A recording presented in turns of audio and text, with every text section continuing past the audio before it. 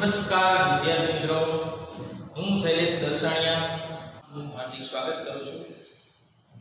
હવે આજે આપણે ટેક્સ્ટ બુક જેમાં આપણે ચોથો યુનિટ છે તમારે, બરાબર, જેનું નામ છે વન્ડરફુલ ક્રિએશન, બરાબર, એટલે કે અદ્ભુત સર્જન. પણ ટેક્સ્ટ બુકમાં મેઇન વસ્તુ શું જરૂરી છે કે તમે એનું ટ્રાન્સલેશન જો આપણે અહીંયા જે સ્પેલિંગ ઉચ્ચાર અને અર્થ આપેલા છે, અહીંયા જે આપણે એક પેરેગ્રાફ આપેલો પેલો પેરેગ્રાફ. સૌથી પહેલી વસ્તુ એ છે કે વન્ડરફુલ ક્રિએશન જે યુનિટ છે એ કેના આધારે છે, શેના વિશે છે? તો કે વન્ડરફુલ ક્રિએશન છે જેનું ગુજરાતી થાય છે અદ્ભુત સર્જન. આપણે જનરલી જ્યારે પણ આપણને એવો વિચાર આવે કે આ દુનિયામાં સૌથી વધારે આપણને પ્રેમ કરનાર, આપણા પ્રત્યે લાગણી રાખનાર કોણ વ્યક્તિ હોઈ શકે, તો સૌથી પહેલો શબ્દ આવશે માં. બધાના મગજમાં એક જ વિચાર આવશે માં, કારણ કે એના સિવાય કોઈ આ રાખી શકે, અમુક વ્યક્તિ રાખી શકે, પણ જે સાચી લાગણી, નિસ્વાર્થ પ્રેમ જેને કહે, નિસ્વાર્થ લાગણી, બાકી લાગણી તો ઘણા રાખતા હોય પણ થોડુંક એમાં સ્વાર્થ, બરાબર, પણ નિસ્વાર્થ લાગણી જે કોઈ રાખતું હોય તેમાં પહેલો નંબર આવે છે માં. એટલે જ આપણે કહેવાય છે ને, માં તે માં, બીજા વગડાના વા. કોઈ પણ વસ્તુ હોય, કોઈ પણ સંબંધ હોય, બરાબર, જ્યારે લાગણીની વાત આવે ત્યારે માં છે હંમેશા એના બાળકને નિસ્વાર્થ પ્રેમ કરે છે. આપણે ઘણી વાર નથી કહેતા કે આ માણસને તો બહુ નિરાતે ભગવાને બનાવ્યો હશે, બહુ વાર લઈ ગઈ હશે. એવું શા માટે આપણે કહીએ છીએ? કારણ કે વ્યક્તિ એવું એટલા માટે આપણે કહીએ છીએ કારણ કે વ્યક્તિના જે ગુણ છે, એના જે લક્ષણો છે એ બહુ સારા હોય છે. એટલા માટે આપણે કહેતા હોય છે કારણ કે ભગવાને બહુ નિરાતે બનાવ્યો હશે. તો વિચાર કરો, મામાં તો બધા લક્ષણો હોય છે, તો એને તો ભગવાને એકદમ નિરાતે બનાવ્યા હશે. ભગવાને એમાં પોતાની બધી શક્તિ, બધી તાકાત એમાં ઉભી દીધેલી છે. એના બધા વિચારો, બધા એના ગુણ, જેટલી બની શકે એટલી બધી જ વસ્તુઓ એમાં ઇન્વોલ્વ કરેલી છે, એમાં સામેલ કરેલી છે. ત્યારે આ સૃષ્ટિમાં છે એ માનવ સર્જન થયું છે, એમના નથી, બરાબર. આજે આપણે એવો જ પાઠ છે સમજવાના છે જેનું નામ છે વન્ડરફુલ ક્રિએશન. જો પાઠનું નામ છે વન્ડરફુલ, આપણે ઘણીવાર અમુક સ્થળને એવું લાગે કે બહુ વન્ડરફુલ પ્લેસ, બહુ અદ્ભુત સ્થળ. આપણે એવું ક્યારે બોલીએ છીએ કે જ્યારે એ સ્થળ એકદમ સુંદર હોય, જોવાલાયક હોય, ત્યારે આપણે બોલીએ છીએ વન્ડર. તો માનવ સર્જન પણ એક અદ્ભુત છે, બરાબર. એ ગુજરાતીની કવિતા છે કે જનનીની જોડ સખી નહીં જડે રહ્યો. એવું આપણે શા માટે બોલીએ છીએ? જનનીની જોડ સખી, જનની એટલે માતા, જોડ એટલે અહીંયા કોઈ બીજું, સખી નહીં જડે રહ્યો એટલે માની જોડ ક્યાંય નહીં મળે. કારણ કે માં જેવું પાત્ર, માં જેવા ગુણ, માં જેવા લક્ષણ, માં જેવો સંબંધ જે ક્યાંય જોવા મળતો નથી. એટલે જ આપણે કહીએ છીએ માં તે માં, બીજા વગડાના વા. ભગવાને જ્યારે એનું સર્જન કર્યું, ભગવાન જ્યારે એને બનાવી હશે, માનું જ્યારે સર્જન કર્યું હશે, ત્યારે એને પણ ઘણું બધું વિચાર્યું હશે, એ પણ પોતે કન્ફ્યુઝ થયા હશે. એને લગતો જ આ પાઠ છે. આપણે હંમેશા એવું માનીએ છીએ, આપણા ધર્મોમાં એવું લખેલું છે કે આપણું સર્જન કરનાર ભગવાન છે, બરાબર, અને આપણે જે કંઈ છીએ એ ભગવાનના ઘડેલા છે. તો માં પણ એ ભગવાનનું સર્જન છે અને એક અદ્ભુત સર્જન છે, બરાબર. એના જેવું બીજું સર્જન જોવા મળતું નથી. એટલે પાઠનું નામ છે વન્ડરફુલ ક્રિએશન, અદ્ભુત સર્જન.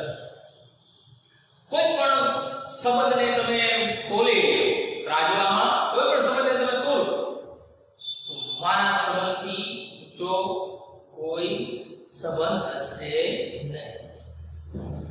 માના સંબંધ છે એ બાજુનો રાજ્ય હંમેશા ઊંચું જશે, એનો વજન વધારે હોય, લાગણીનો વજન વધારે હોય, એટલા માટે.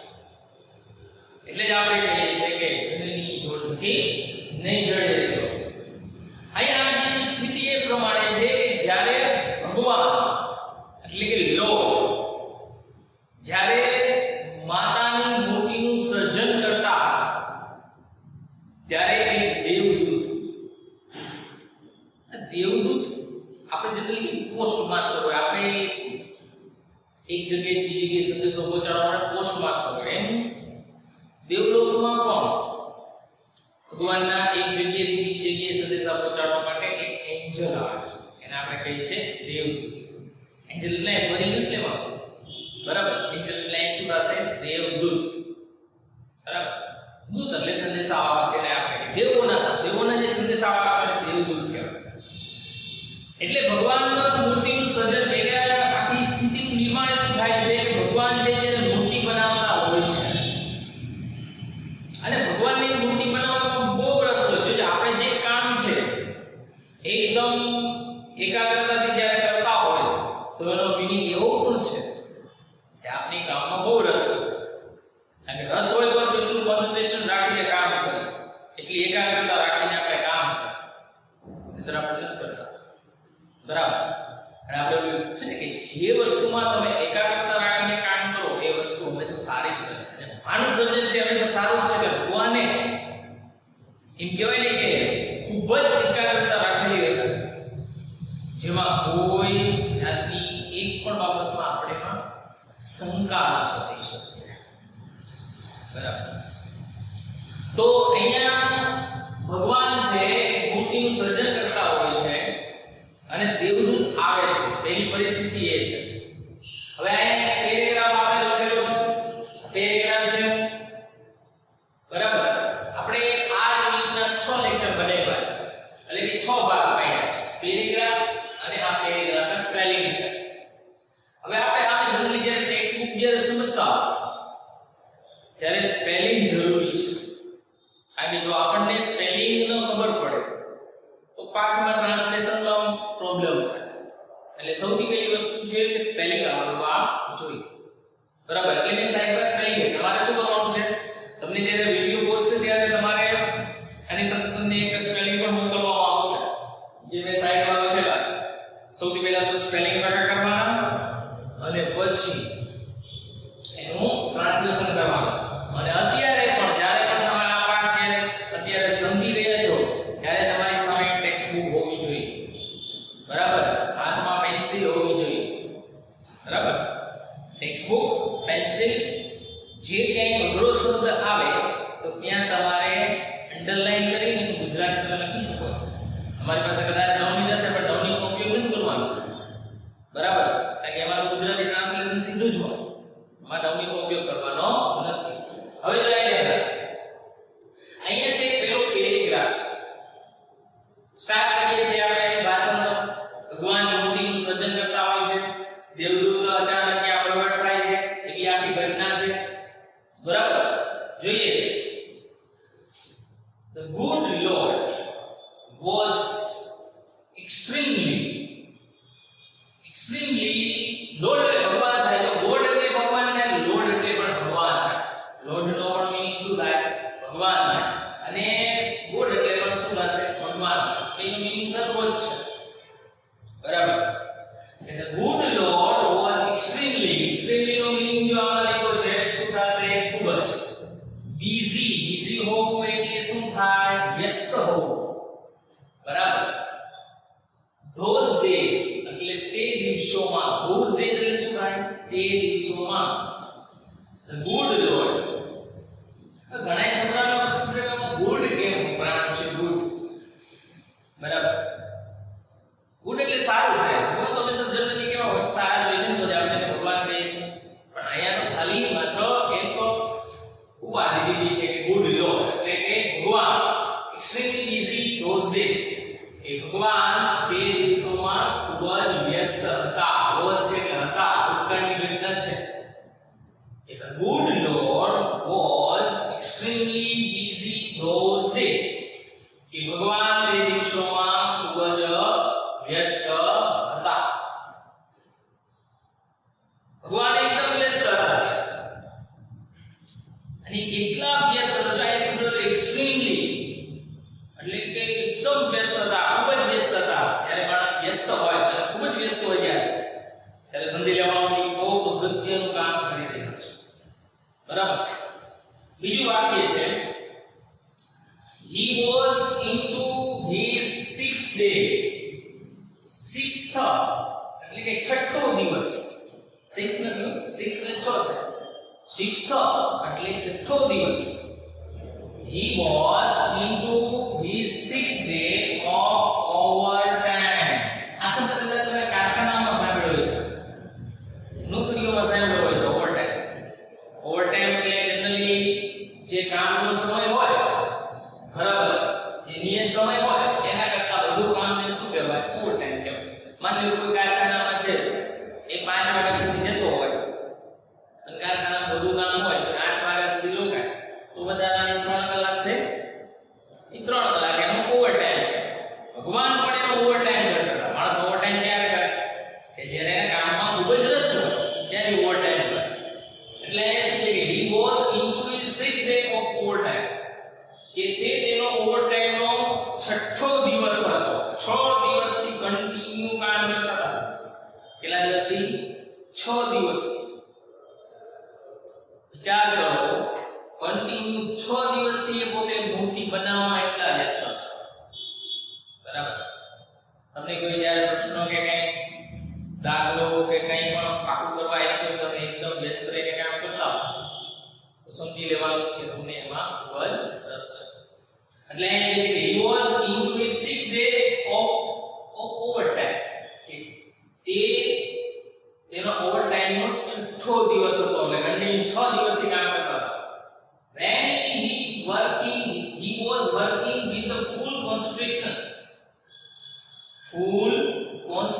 working કરવું એટલે કામ કરવું concentration એટલે કે એકાગ્રતા concentration નો મીનિંગ શું થાય એકાગ્રતા કે જ્યારે તેઓ ખૂબ જ એકાગ્રતાથી કામ કરી રહ્યા હતા એને એટલે શું થાય જ્યારે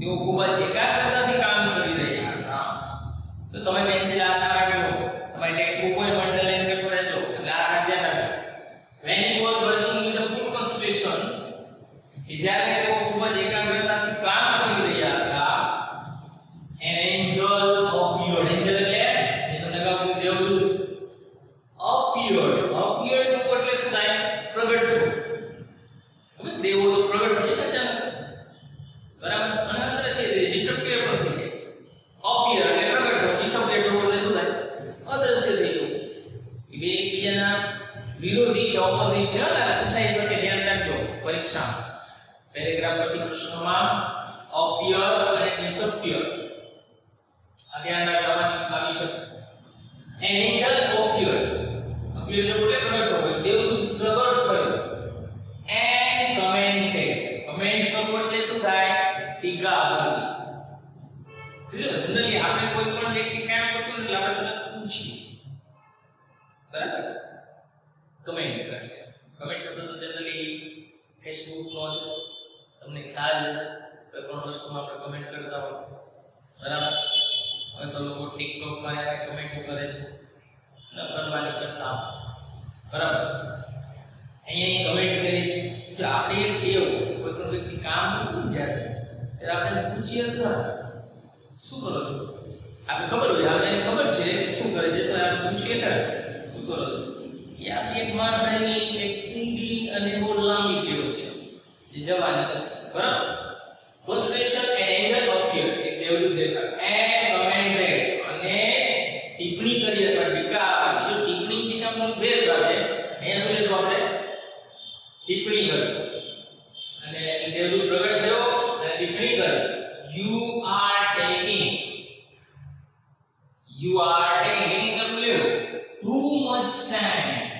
સો ટુ મચ કેર નો મીનિંગ વધુ પડતી કાળજી રાખવી.